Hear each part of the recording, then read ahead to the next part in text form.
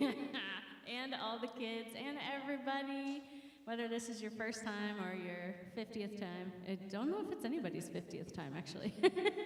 But the point is, we're glad that you showed up today, and people online, thank you for showing up, especially those of you who would normally be here but are down with the COVID wave. I'm sorry you're gone, but thanks for joining us over the interwebs. Hey, since you all are here in person today, we're going to start with a song, and as always, we would love for you to rise and sing it with us.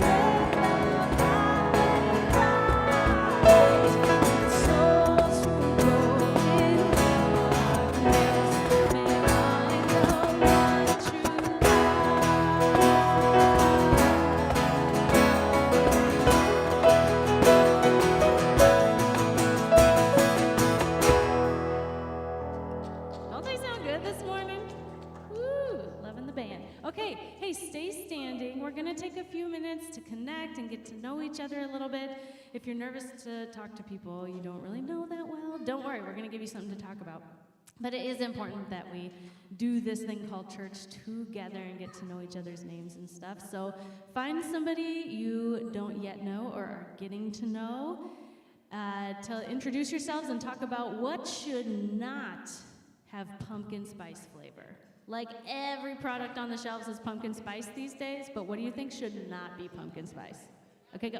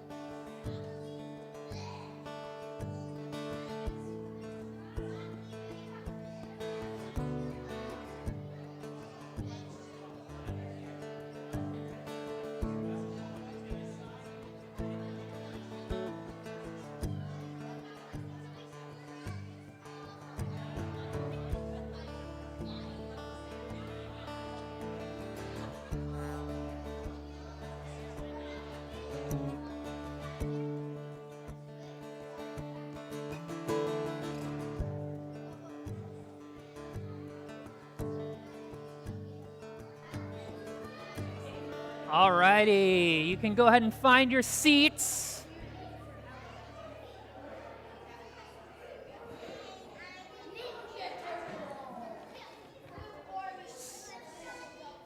So, sometimes or often it's said there's no wrong answers. Maybe even when it comes to like connection point questions, you can say there's no wrong answers. There's no right answers to that question because everything can be pumpkin spice flavored. I even have my brand new socks today, pumpkin spice season. So there you go. Well, good morning. My name is Jeremy. I'm the pastor here of the Grove Cottage Grove, and we are a brand new church. Our sole reason for existing, the thing that motivates us, is to grow goodness. And so we hope that every interaction that you have with us, whether you happen to be here in the room this morning or you're among the COVID infected or traveling or whatever who happen to be, boo COVID. If you happen to be watching online with us, if you interact with us throughout the week out in the community, we hope that you're experiencing nurturing, healing, and wholeness in your life. Good morning. It's good to be with you this morning. I'm going to turn your attention to your worship bulletin, specifically the insert. We would love for you to fill this out and let us know that you are here with us this morning. On the back side, there's an opportunity for you to let us know ways that we can connect with you as well as how we can be praying for you. When you're all done filling it out, on your way out, we have baskets at the back of the worship center for you to drop those off. Then you can turn, you have that worship folder in your hand. I encourage you to turn to the back because the back has the three biggest things that you need to know. So like if you're going to know anything, if you're going to do anything this month, these are the three things that we really want folks to be keying in on. The first one is the pop-up pumpkin patch. The pop-up pumpkin patch is our biggest event of the year. Last year we had 400 people out here, handed out 200 pumpkins. This event is happening next Saturday. 6 days from now, we have 400 pumpkins ordered, but we also have almost 3,000 people who have RSVP'd on Facebook. 3,000. That does not mean that 3,000 people will be here, but it means that we need all the help that we can get. So, fortunately, a bunch of you have already said, I'm willing to help out in some capacity. If you have not yet, but you are interested in helping out in some capacity, we'll take all the hands that we can get.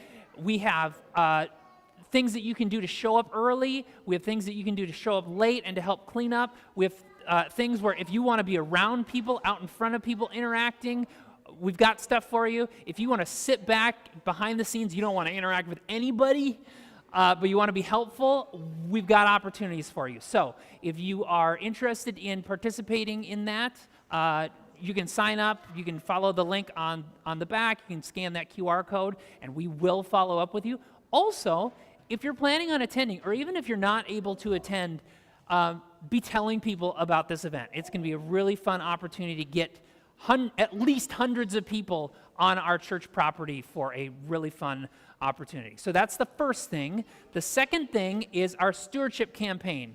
Our stewardship campaign is about an opportunity for us to say, you know what, if we call this church our church home, we want to make a commitment specifically to the general fund for the coming year, being able to say, we love this church and we want to make sure that we're able to continue doing what we're doing, and here's an opportunity for us to step up and give generously.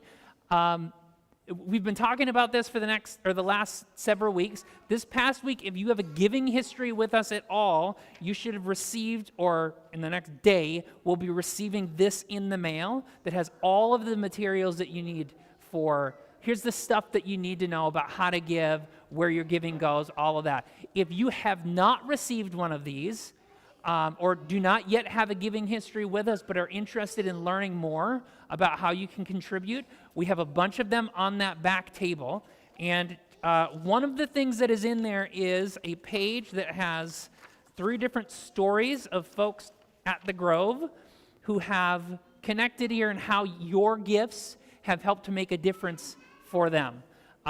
So, again, I would encourage you to check that out, start praying and considering what are the ways in which, the things in which you can be doing to help contribute to making this work of growing goodness possible. The last thing is Grove groups. Grove groups, folks. Grove groups are the number one place to learn, grow, and build meaningful relationships. We have this growing community of people who are part of this church. There's only so much that we can do on a Sunday morning to connect and grow with one another. So we want every single person, if you consider this your church home, we want you to be a part of a Grove group so that you can build those meaningful relationships with a smaller group of people. What this looks like practically is that you commit to gather once a month, just one time a month. If you get together more than that, great. If not, the expectation is once a month.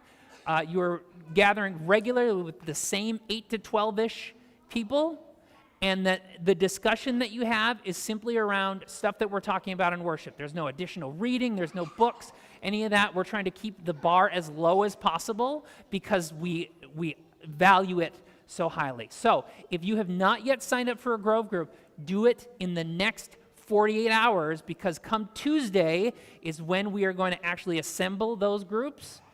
We're going to send out information on what group we have placed each of you in, and then we're going to kind of celebrate it after worship next week. So if you have not yet signed up for a Grove group, do so. Scan that QR code on the back, go to that link so that we can make sure that you get placed in a group that's going to fit you really well. Okay, I think that's it. It's a lot of details. We have lots of opportunities for kids during our worship service. To your right, we have our wiggle space. You can see it's being used right now. So kids are able to use that at any point during the service. We also have crayons and coloring pages in the back of all of the pews, so feel free to utilize those. We have our staff nursery that is for ages 0 to 3. If you would rather stay with your child in the nursery, that's perfectly okay. We have a streaming TV in there, so you won't miss what's going on in here. We also have our programming, Grove Kids, for ages 4 to 5th grade. They will leave about halfway through the service or coming up here shortly and have their programming outside, and then they will join us again during the last song. All right. That's our kids. Okay, thanks, Abby. Yeah. So we are in a series right now called but this past summer, I think it was in July, we did a series called Cancel Culture. And basically, we were looking at and considering what does it mean for us to look for accountability for people or places that have historically avoided consequences, basically. And one of the things that we said during that series was maybe a way to avoid cancellation but look towards renewal and reparation of relationships is to acknowledge harm that has been done and commit to doing better going forward. So a couple different things. Today we're going to be talking about commitment and recommitment and how that's an ongoing work. We'll talk much more about that once we get into the message. But then also want to acknowledge that tomorrow is this holiday which has been traditionally known as, anybody know? Columbus Day. Not sure if you know a whole lot about Columbus and Columbus's history. It's not a great one. And if we were to look back and consider the history and the impact on the people who lived here previously, we might say, oh, that's not great. Maybe Columbus ought to be canceled. I'll leave that up to you. But what we can do, like we were talking about this past summer, is one thing that we can do is acknowledge harm that has been done and commit to doing better going forward. So with Indigenous Peoples Day happening tomorrow, we have kind of designated this as Indigenous Peoples Sunday and want to put something out here that our Racial Justice Steering Committee has been working really hard on, and it is a land acknowledgement. So basically, this is a statement. It's an aspirational statement. It's not a fixed thing. It's not saying, hey, we've arrived and we've got it figured all out. But it's an opportunity for us as a church to say, hey, we're going to acknowledge the harm that has been done and commit to doing better going forward. So I'm going to read that for you, and we're going to kind of embrace it together as a church. It's not a completed work. It's aspirational. We're going to say we're going to continue to lean into this and use this Sunday as an opportunity to lay it all out there and hold ourselves accountable. So here's the land acknowledgement. The people of the Grove, UMC, United Methodist Church, acknowledge that our church sites are located on the ancestral homes of the Wapikude Dakota people who continue to live on and steward this land as they have for generations. We acknowledge the history of trauma the Dakota people suffered due to unjust practices by the government of the United States and complicity of North American Christianity, including progenitors of the United Methodist Church. This trauma is not just historic, it is also generational and contemporary. These unjust practices are consistent with the Grove's mission to grow goodness. We acknowledge the sanctity of Dakota heritage, their connection to the land, and their unique ability to serve as examples of land stewardship, as well as supportive, connected communities. The Grove UMC commits to making connections with Indigenous people and to listen to their stories and learn how we can help address the errors of the past and make a better today and tomorrow for Indigenous people. So as I say at the end of the message and at the end of each service, let that be so.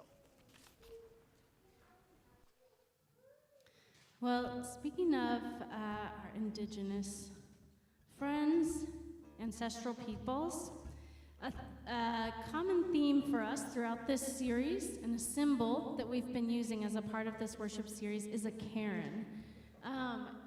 Greg, actually, would you mind skipping ahead in the slides and show us that sermon title slide that has the cairn on it, where it says the big re? Yeah.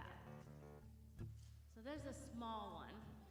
But as a reminder, cairns are an ancient tool that Indigenous people have used for millennia as a landmarker to show the way that they need to go, or as a memorial to kind of help themselves remember where they've been and what's important to them as a people group.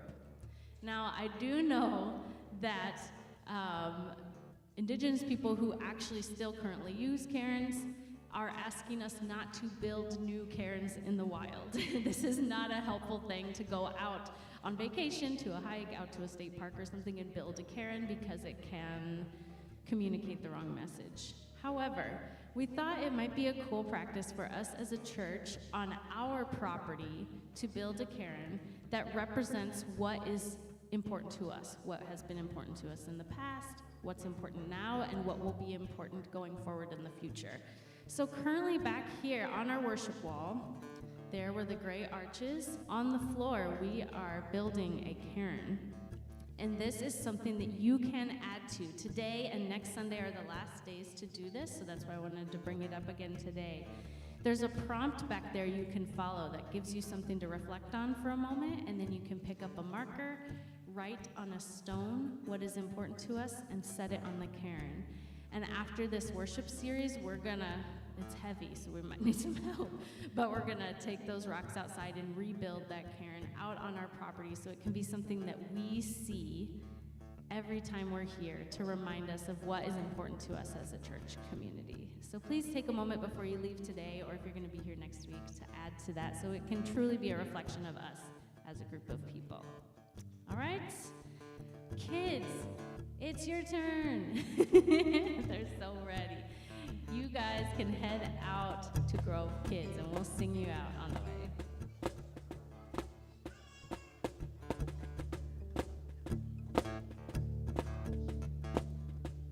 Jesus loves the little children, all the children of the world, every color, shape, and type, they are precious in His sight. Jesus loves the little children of the world.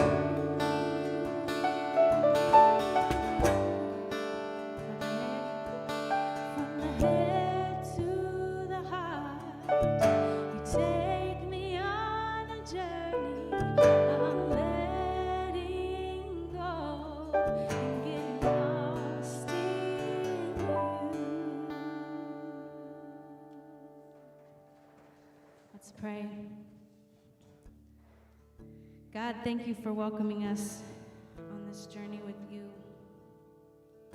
Help us not be afraid to get it wrong at times, not be afraid to be vulnerable with you and with one another as we are figuring this thing out, this life of faith.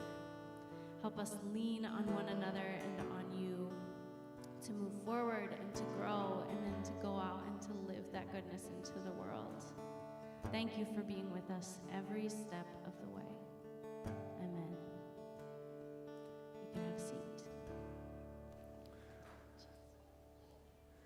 So as we've been talking about, as you have probably experienced even, we continue to grow as this new church. We continue to connect with more and more new people, which is fantastic. It's amazing. And as a small new church, what is necessary is, in order to welcome the people arriving next, not only the people who are showing up now, but the ones that we are envisioning and inviting and then welcoming coming behind them even, is we got to get people in place to be able to welcome them. So last week, this month, we're doing what's called Sign Up to Serve Sundays. So we're taking a Sunday each week of the month to say, hey, here's a volunteer team that we have at the Grove, and here are the opportunities that are a part of that team that you can get connected with to help us to welcome those people arriving next. So last week we talked about the hospitality team, literally the front line of welcoming the people as they arrive next.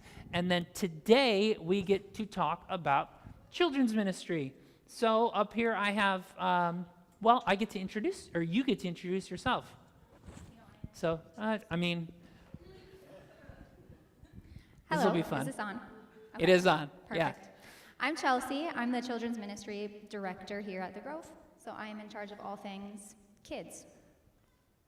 What else do you do? My other Yeah. job. Yeah. I'm also a pediatric occupational therapist And a mom. and a mother. Yeah. Which, those things inform the work that you do here too. Yeah. So that's what you do in the team that you lead. What is the purpose of our children's ministry here at the Grove? So here at the Grove, I had to write it down because it was written down so nicely on the website, I didn't want to mess it up. Our purpose is to create a safe and nurturing environment where every child knows how much God loves them. So basically, we want our kids to know that they are loved, we love them, they have all of these grown-ups and these families surrounding them, showing them love and showing them God's love. And also just create an environment where they can learn about Jesus and they can learn about what it looks like to love others and serve our community. So there's lots of different volunteer roles that you have as a part of this team. How many separate volunteer roles do you have, and can you briefly describe each? I added some new ones this morning. Oh, fun. All right. So let's see. I'm going to say we have 5 to 6 roles. They're fluid. So we have 5 to 6 roles. First of all, we have nursery workers. So that's someone being staffed in our nursery working with 6 weeks to 3 years old. Right now we have a great team, but we could always use more. And it would be great as we grow if we could get 2 adults in the nursery rather than 1, just for safety reasons, for keeping our adults safe and also our kids safe. Having 2 adults in a room with kids is always better than 1. And also when a lot of our little ones are already potty trained and there's lots of needs for bathroom runs, so that would make it a lot easier too. The other roles involved Grove Kids, so that's for our kids that are 4 years old through 5th grade. Those roles include storyteller, so that's basically the leader of our curriculum. Basically, if you're able to read a child a book, you'd be able to be the storyteller. We've got curriculum that has a story that you simply read, and then it has questions that you ask the kids, and then we have activities that we do afterwards. All of it is prepped and set up for you and ready to go. So that would be the storyteller's role. The other role with Grove Kids would be the helper. So this is just the extra body or 2 out there helping to corral the kids, keep them in line while they listen to the story, and just playing and engaging with the kids and building relationships with them. We also, on Fridays, I don't know if you know, but we have playtime on Fridays. This is a community activity that we offer every week at 10 a.m., And we offer it for families, so families can come from the community. Really, any age is welcome, but mostly we get like 12 months old through 3-year-olds, and we have community, like kids activities and a story time. It's a huge hit. We get lots of families that come through, and they love it. So we could always use extra helpers to come and help kind of facilitate activities and just build relationships with people in the community on Friday mornings if Sundays don't work for you, but you're open on Fridays. I'd love to have extra help. One of the new roles is I'm gonna coin it as the kids runner. So on Sunday morning, if you're not interested in dealing with kids, but you're here, it's the easiest role in the world. We've been locking our front door on Sunday mornings once the kids transition out, simply because we live in a world where we have to think about silly things. So the runner could transition out with the kids and lock the door and hang up our doorbell sign. And then at the end of the service, or during the last song, and then they come back and join the service, and then during the last song, they can be the ones that go out and cue the volunteers that it is time for the kids to come back in, and then they can unlock the doors again. That is a super easy role, but it would be one less thing that our kids volunteers have to try to juggle while they're trying to transition kids in and out, so that would be a huge help. And then lastly, if you like cutting and prepping art projects, I could always use extra help. If you're not interested in helping with kids on Sundays, but you have like time to cut and prep and get art projects and stuff ready for both playtime and Sunday mornings, that's always something that I would take you up on. So that's a good number of volunteer roles, wide variety too. And I'm sure I could think of more. You could probably think of more. Create them for you. But each of those requires different skills and experience and even personality types. Are there any specific ones that if people aren't like, oh, that role speaks to me, maybe the skills, experience, and personality might inform whether they could help with kids ministry? I mean, probably should like kids. At least tolerate them. So that would be one thing. But just, I guess, relationship building for the kids is the biggest. So if you enjoy building relationships with people of all ages, this would be a really good fit for you. And if you are have experience as a parent or a grandparent and just have experience interacting with kids, I mean, it's a pretty easy role, and our crew out there, our kids, are very forgiving and kind and patient and generous. They're awesome kids, so you don't have to be a teacher or a super professional kids worker.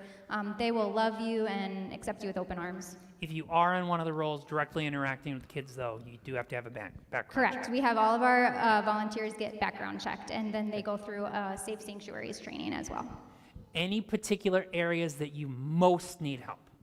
Right now, I think the biggest need is for storytellers and Grove Kids helpers, so that we could fill our Sundays. So right now, we have a good group.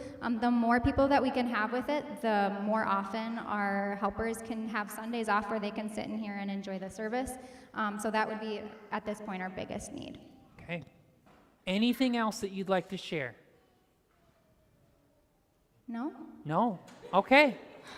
Hey, let's give her a hand. Let's give our children's ministry a hand. For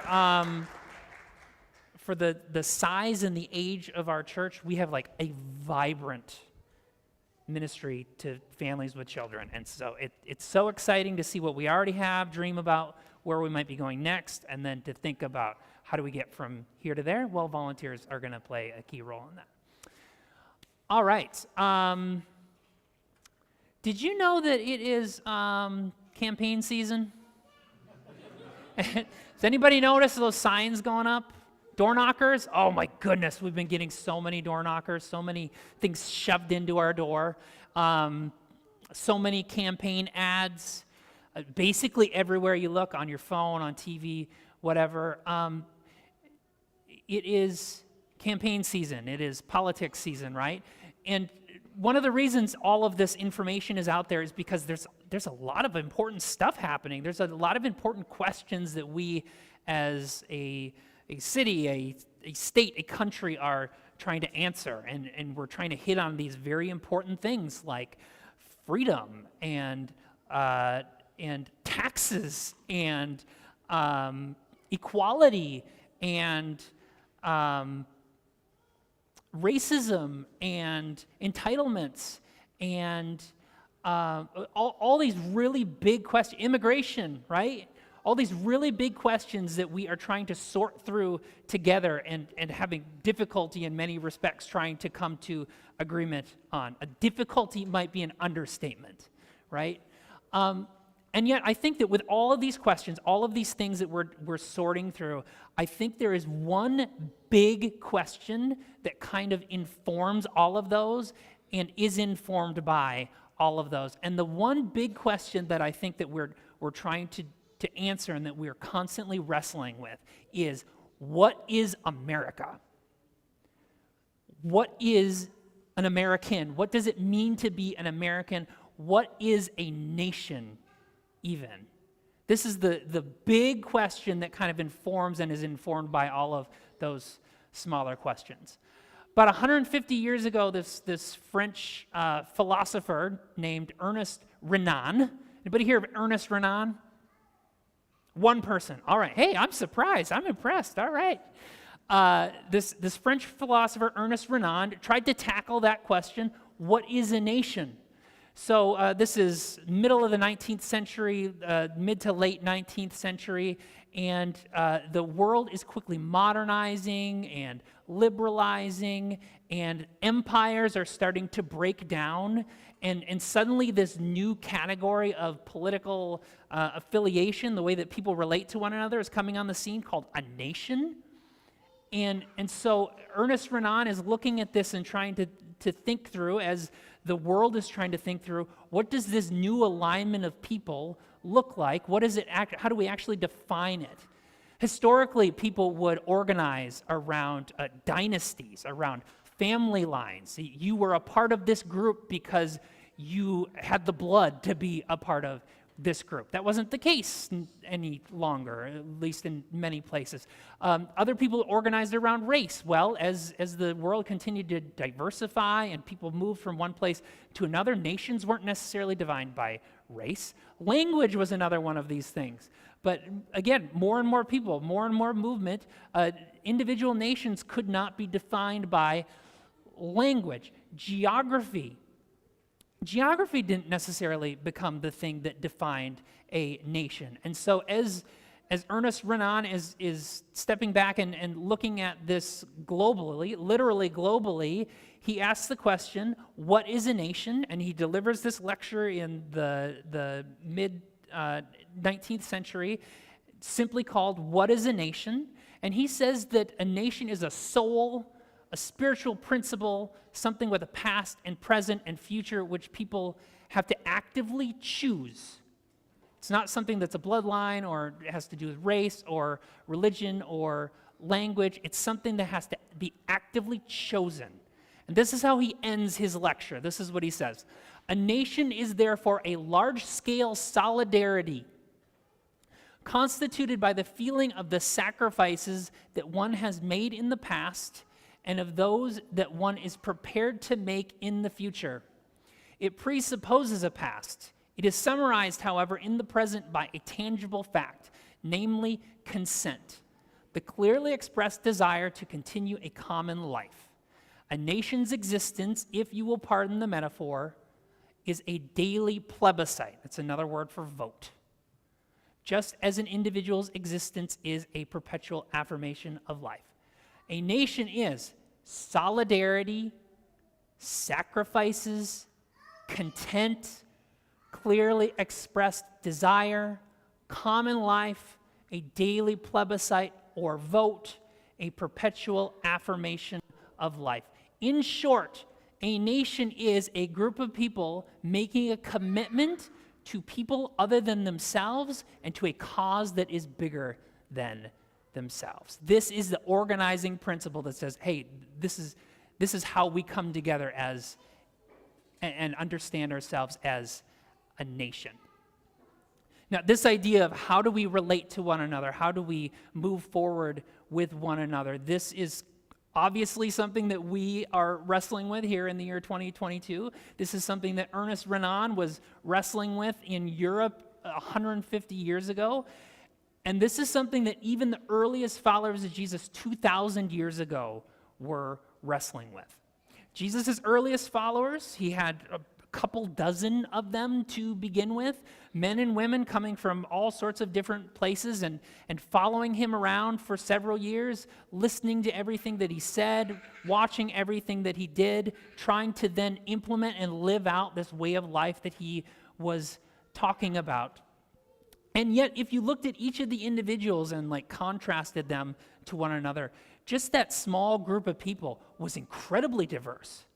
Ideologically and politically, it's possible, if not likely, that many of them, if they had just met each other on the street, would not get along, would fight with one another. Some of them literally might kill one another. That's the type of diversity that was just within this small group of people. And yet, in following him around, there was this sense of collective identity that they were able to shape with one another and choose and make that commitment to one another and to a cause that was bigger than themselves. And one of the places where we see this most readily is in the Gospel according to Matthew, one of the 4 biographies about the life of Jesus, and we're going to look at chapter 16, verses 13 through 20. Maybe this is a familiar story to you.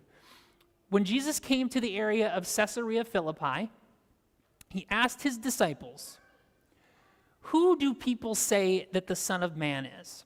They answered, "Some say John the Baptist, others say Elijah, and others Jeremiah, or one of the prophets." He said to them, "But who do you say that I am?" Simon Peter answered, "You are the Christ, the Son of the living God." And Jesus answered him, "You are blessed, Simon, son of Jonah, because flesh and blood did not reveal this to you, but my Father in heaven. And I tell you that you are Peter, and on this rock I will build my church, and the gates of Hades will not overcome it.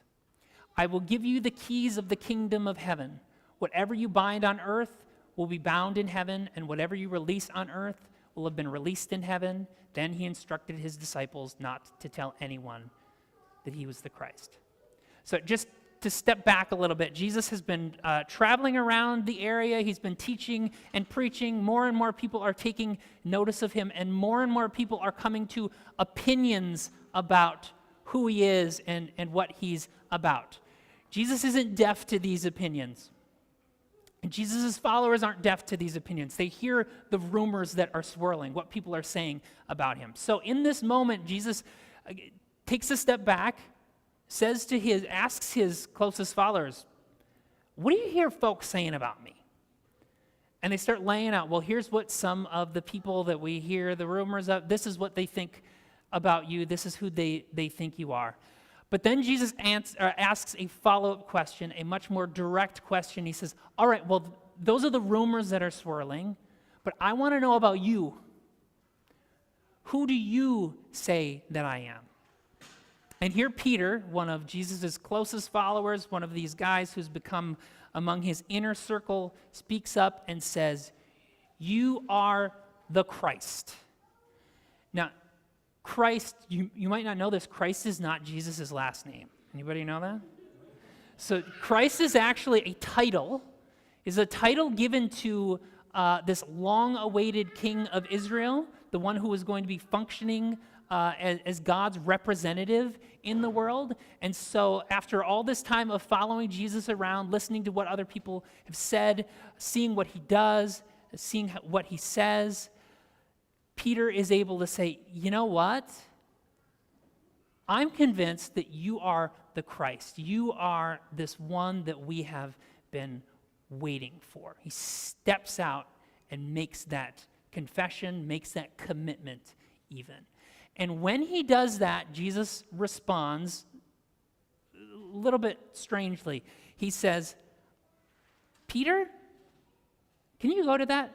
So I think it's the last slide. I want to be able to read it directly. Next one. Second to last one. Thank you, Greg. "You are the Christ. I tell you that you are Peter, And on this rock I will build my church, and the gates of Hades will not overpower it. So the question is, what is the rock? There's a lot of scholarly debate about what the rock is or who the rock is. And there's actually entire traditions that say that the rock is actually Peter. Peter, the name Peter, literally means rock. So up until this point, his name has been Simon. But when he makes this declaration, when he says, "You are the Christ," Jesus gives him this nickname, and he says, "Simon, you are now Peter, the rock." And so it's been, for many traditions, this idea that it is Peter who is the rock, and it is on Peter and Peter's direct followers that Jesus is going to build his church. And so the image that is maybe conveyed of the rock of Peter is something like this. The rock. We got Peter, the rock, right?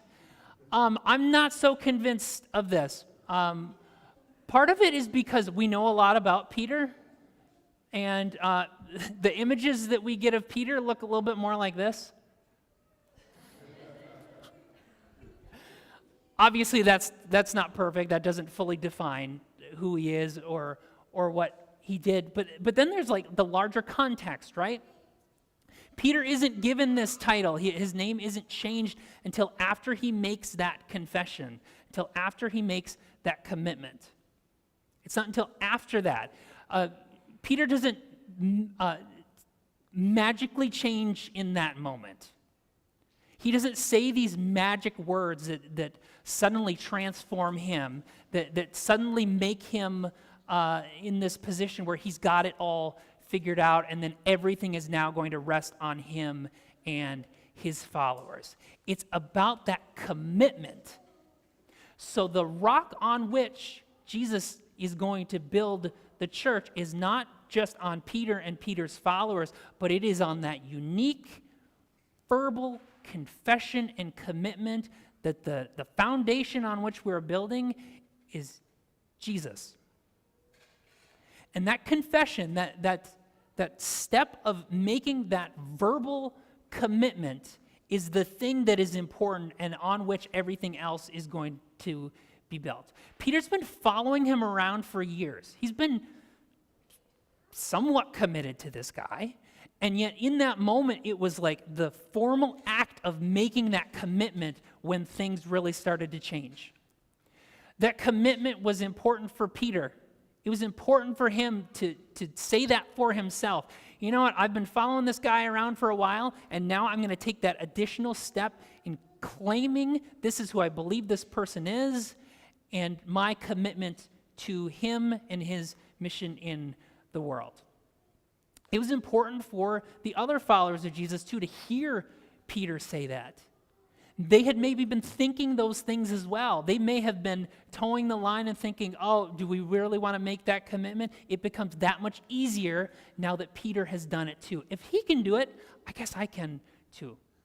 And then that commitment was important for Jesus to hear as well, because when he hears Peter say that thing, he's then able to say, all right, now we got it. Now we have something to work with. Again, this isn't like a magical phrase that Peter says where everything changes. Nothing magical happens to Peter, and in fact, just two verses later, Peter starts fighting with Jesus, and Jesus calls him Satan. Read it. It's true. Not great. So the point isn't that suddenly magically something changes when he uses these words. It's about that act of ongoing commitment and saying, I'm committing to something and someone or a group of people that is larger and bigger and more important than just me. The reason this confession was important was because it was important to Peter, it was important to the other followers of Jesus, and it was important to Jesus himself. That word commitment, especially around faith, and the church, you might have some sort of feeling when you hear that word commitment. And so I just want to acknowledge the feelings that some of you might have when you hear that word commitment, and we want you to make a commitment. On the one hand, you might be completely new to this church thing. You might be completely new to this following Jesus thing even. You've come here, you've enjoyed what you've seen and how you've participated here at the Grove. You like the people, you like the energy, you like the music, you like all of the stuff that's going on for kids. You tolerate the guy who gets up and talks for 20 minutes. To then move to a commitment to following Jesus and being a part of this church, that might feel like a really huge thing for you. Some of you may have been a part of the church before, been a part of faith before, and you might have preconceived notions or experiences around commitment and what that has meant historically. You might, like me, have this idea that commitment was this thing where you accepted Jesus into your heart. And that commitment might also raise within you these experiences like I had of thinking that it was like a magical thing that you had to say right in order to be right, and being a terrified little kid every single night wondering if you said the right words at the right time and whether you were going to be okay. And so the idea of making a commitment, or even that word commitment, might be a major red flag for you. And then there might be others of you who have been a part of church all along, don't have that baggage, but you have shown up faithfully, done all of the things that have been asked of you, and the idea of making another commitment, another verbal commitment to take the next step, you might be like, I've been showing up. I want to acknowledge that all of those reactions to either the word commitment or the idea of commitment are valid. And what we're not talking about here, we are not talking about you having to have everything figured out. We are not talking about making a commitment to avoid hellfire and brimstone. We are not talking about ignoring all of your faithfulness in the time up until now. What we talk about when we talk about commitment and recommitment is taking the next right step in the journey of following Jesus wherever you might find yourself. Which I think brings us right back to that definition of a nation that Ernest Renan gave. And I think if we just tweak the words a tiny bit, it fits really well for what it means for us to commit as individual followers of Jesus and as a church. So again, back to that quote, changing out the word for nation. Following Jesus is therefore a large-scale solidarity constituted by the feeling of sacrifices that one has made in the past and of those that one is prepared to make in the future. It presupposes a past. It is summarized, however, in the present by a tangible fact, namely consent, the clearly expressed desire to continue a common life. A church's existence, if you will pardon the metaphor, is a daily plebiscite, a vote, just as an individual's existence is a perpetual affirmation of life. Solidarity, sacrifices, consent, clearly expressed desire, common life, a daily plebiscite, a vote, a perpetual affirmation of life. If you're in the spot where you have been around this place and you are now at the point where you're like, I'm ready to commit to saying, I think this way of following Jesus is for me, we want to celebrate that. If you are in this place where you have been around for a while and you have embraced this church as your own, and you're like, well, now I think that I want to make that commitment, take that step of saying, I'm going to become a partner. We want to acknowledge and celebrate that commitment. If you have been faithful your whole life, been a part of a church your entire life, and now are at the point where I want to take the next step of upping my commitment, we want to acknowledge and celebrate that, know about that. I'm so happy, so thrilled to be a part of this group, to be a part of this journey with all of you, to be a part of this pathway with all of you. And so wherever you find yourself, wherever we find ourselves in this pathway, may we, like Peter making his confession, making his commitment, take that step, that next right step, that formal acknowledgement of commitment, and may we do so for ourselves, may we do so for each other as a church, and may we do so for God as well. And may that be so.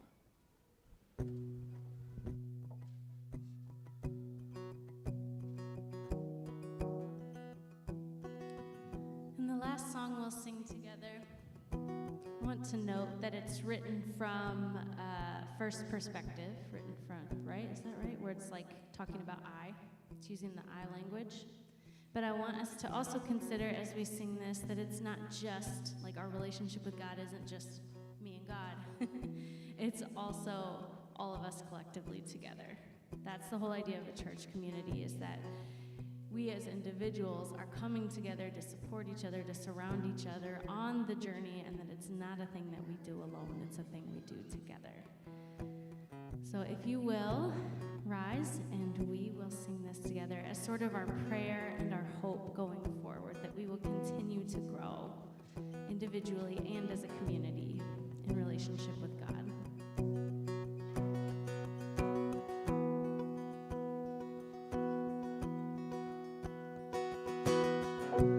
I could just sit and wait for all your goodness, hope to feel your presence, and I could just stay right where I am and hope to feel something again.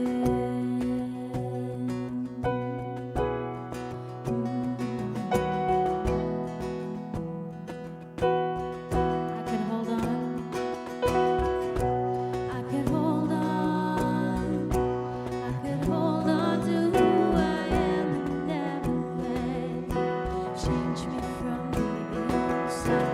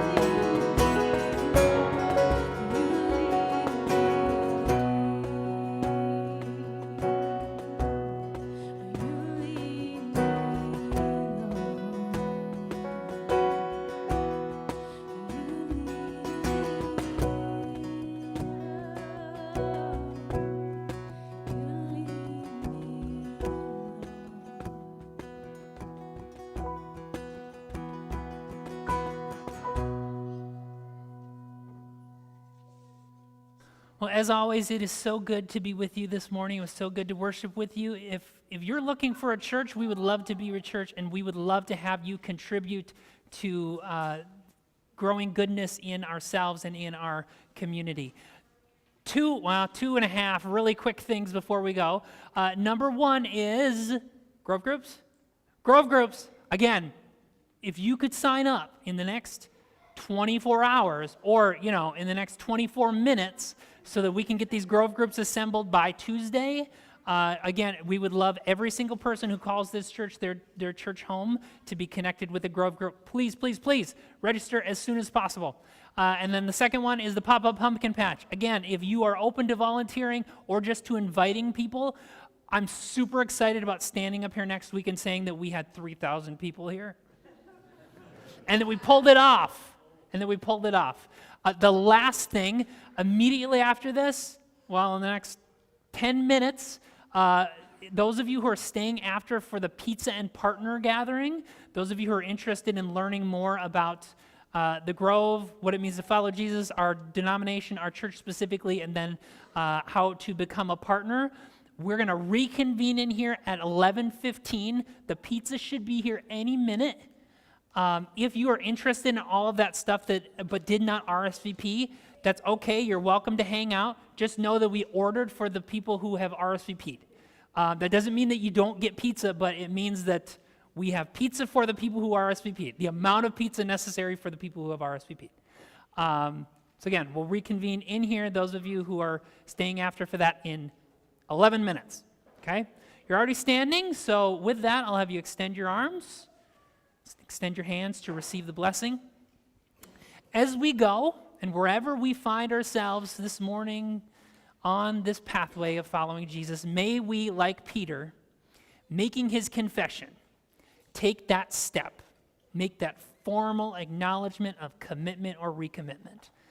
And may we do so for ourselves, may we do so for each other as a part of this church, and may we do so for God. May that be so.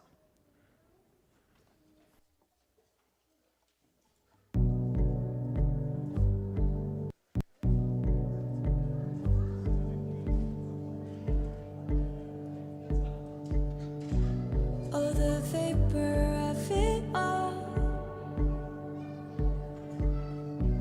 It's a chasing of the wind, the substance of